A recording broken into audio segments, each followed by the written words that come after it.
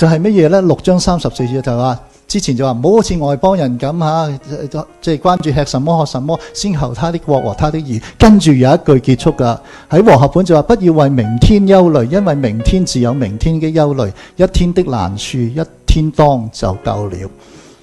嗱，呢句如果你翻譯翻嘅時候咧，好複雜，好難翻譯，亦都唔知佢點解。個原文係咁樣嘅，所以不要讓你哋關注那明天。嗱，第一樣嘢唔好關注明天，今日賜俾我哋就嗌你唔好關注明天，跟住因為那明天將會關注他自己啊，明天又會關注他自己，跟住那邪惡啊，難處原文就邪惡嗰字嚟，那邪惡他自己是足夠的於那日。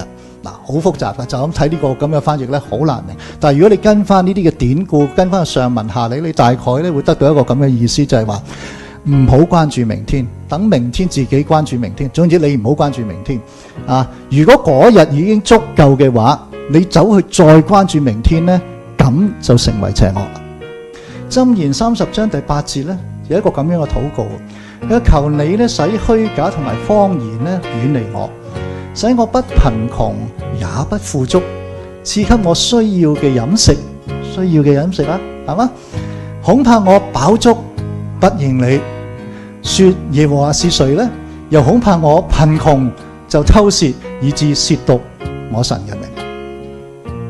好精彩嘅定位，唔好太富足，太富足我會唔認你啊！忘記呢啲嘢，我淨係顧住我嘅慾望。亦都唔好使到我太過貧窮，因為太貧窮咧，我為咗生存咧，我會做一啲即係違反你心意嘅事，我去偷竊。